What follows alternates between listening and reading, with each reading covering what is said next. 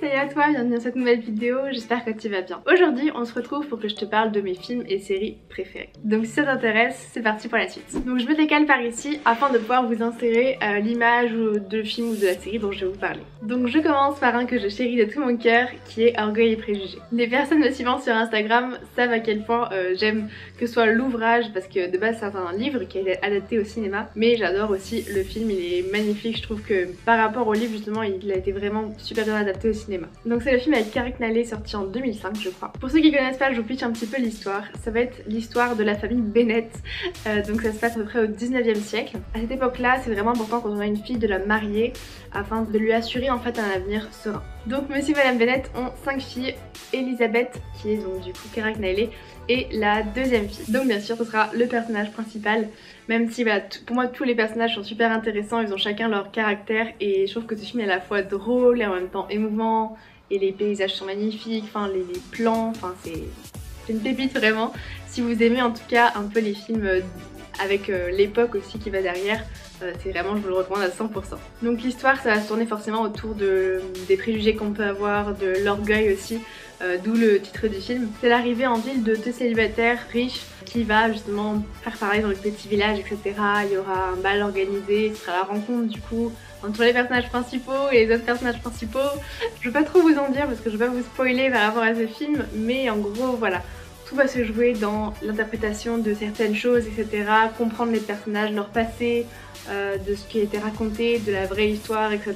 Mais c'est vraiment un super film. Si jamais vous adorez l'époque, vous voulez découvrir, franchement foncez. Deuxième de ma liste, j'ai mis la série Sense8. Donc celle-ci est disponible sur Netflix. C'est une série originale Netflix d'ailleurs. Donc en fait l'histoire tourne autour de 8 personnes réparties à travers le monde, qui deviennent en fait soudainement connectées entre elles sur le plan émotionnel, intellectuel et sensoriel. Il y a vraiment beaucoup de thèmes qui sont abordés dans cette série, dont la politique, le genre, la sexualité, l'identité, la religion. Et c'est vraiment une très belle série. Donc faut s'accrocher surtout au niveau des 2 premiers épisodes je dirais, parce qu'au début on comprend presque rien, on se dit waouh qu'est-ce qui se passe, c'est des flashbacks, c'est la réalité, etc. Mais franchement si vous passez les 3-4 premiers épisodes, je pense que vous allez vraiment adorer, les personnages sont attachants. Et ça qui est incroyable, c'est qu'on découvre pourquoi ils arrivent à interagir en fait, même alors qu'ils sont dans des pays totalement différents à travers le monde, interagir dans leur réalité respective en fait. Donc voilà, si vous aimez un peu la science-fiction, etc., ça vraiment c'est une série faite pour vous, elle est incroyable, les acteurs jouent super bien, les plans pareil sont magnifiques, voilà.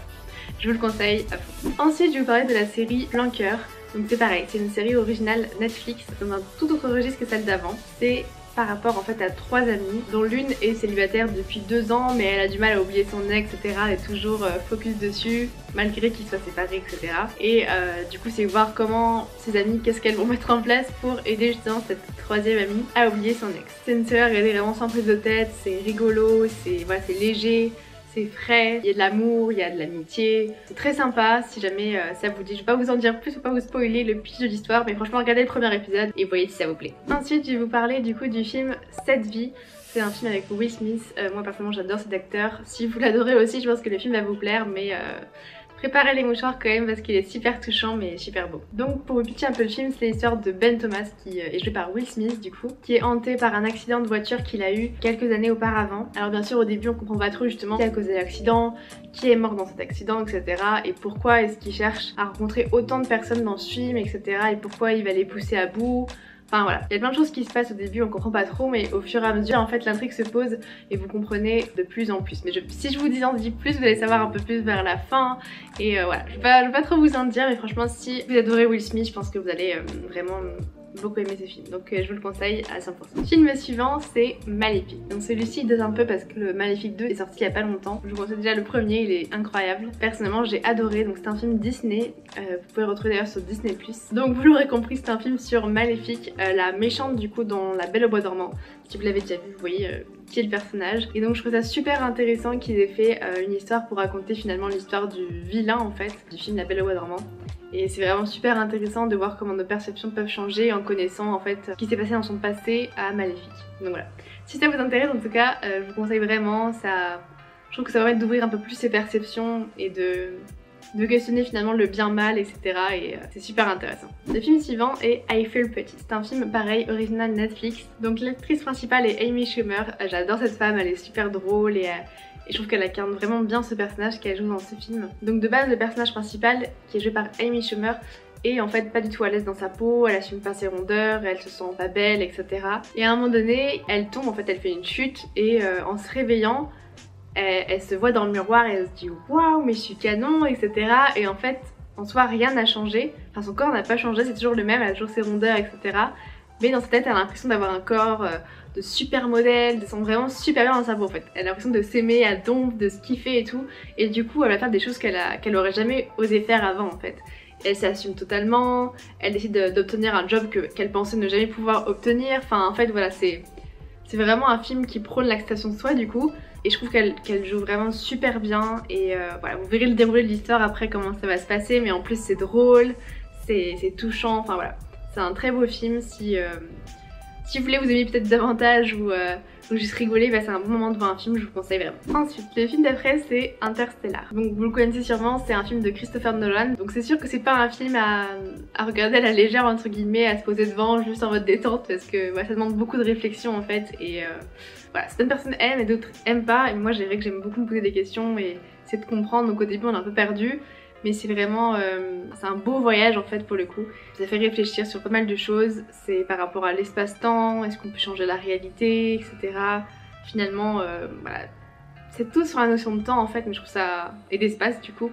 Mais je trouve ça vraiment incroyable. Donc je vous en dis pas plus parce que je vais pas vous spoiler le film et puis vous allez comprendre au fur et à mesure du film. Mais voilà, si vous aimez un peu tout ce qui est science-fiction et vous posez des questions, etc., je vous conseille vraiment ce film. Donc dans le même style et toujours de Christopher Nolan, c'est Inception. Donc celui-ci est sorti bien avant du coup Interstellar. Mais vraiment c'est aussi un de mes films préférés. Pareil, c'est un film de réflexion, etc. Donc si c'est pas votre truc, bah voilà, passez votre chemin. Mais si vous appréciez voilà, réfléchir par rapport à des notions qu'on peut considéré comme acquis, etc. C'est vraiment super intéressant. Donc pareil, au début on comprend pas grand chose et c'est normal, mais petit à petit on a des indices qu'il nous faut comprendre en fait qu'est-ce qui se passe réellement. Donc pour vous pitcher un peu le film, il s'agit du personnage principal qui s'appelle Dom Cobb, qui est joué par Leonardo DiCaprio. C'est un voleur expérimenté en fait dans l'art de l'extraction. Sa spécialité consiste en fait à s'approprier les secrets les plus gardés d'un individu, qui sont enfuis au plus profond de son subconscient. Et donc il a développé une technique où il fait ça pendant que la personne elle rêve. Et voilà, vous allez découvrir comment il fait ça, comment il s'y prend. Au début voilà, c'est un petit peu chaotique dans le sens que vous avez plein d'informations, vous comprenez pas forcément. Mais vraiment c'est un film top. Avec Marion Cotillard aussi qui joue dedans et les acteurs jouent super bien et le film est incroyable, donc je vous le conseille. Et enfin dernier film, La Proposition, c'est une comédie romantique donc bien plus léger que ce que je vous ai proposé juste avant. Donc pour vous pitcher un peu le film, c'est Margaret qui est jouée par Sandra Bullock et Andrew qui est joué par Ryan Reynolds. Margaret est une tutrice à succès et Andrew joue son assistant. Au début du film en fait, voilà, elle travaille dans une grande entreprise d'édition, lui veut être éditeur, bien sûr c'est son rêve, mais pour l'instant il est son assistant. Arrive un moment en fait où elle reçoit une lettre de l'immigration disant que son visa a expiré et que si en gros elle n'a pas refait sa demande, etc., elle ne peut pas rester aux États-Unis, de repartir au Canada parce qu'elle est canadienne de base. Du coup au début elle dit oui d'accord, bon bah je vais repartir au Canada, je peux travailler à distance, c'est pas grave. Mais le truc c'est que ses patrons lui disent bien sûr on voudrait bien te garder, le truc c'est que quand tu es au Canada tu peux pas travailler pour une entreprise américaine. Donc là elle voit un gros problème se jouer en fait, et du coup elle va devoir perdre son job parce qu'elle doit retourner au Canada, qu'elle peut plus travailler pour eux en fait. Donc là en fait elle commence à cogiter et là Andrew son assistant arrive dans la pièce et lui dit vous avez un appel urgent d'un tel, etc. Et là du coup elle tilt et elle dit ah mais je vous ai pas dit, avec Andrew on va se marier, on est fiancés, nanana. Et en fait ça a joué là-dessus en fait, ça a joué sur leur comédie qu'ils vont jouer, comment est-ce qu'ils vont s'en sortir, et c'est vraiment hyper drôle. Elle va rencontrer sa famille, il va apprendre du coup plus à la découvrir.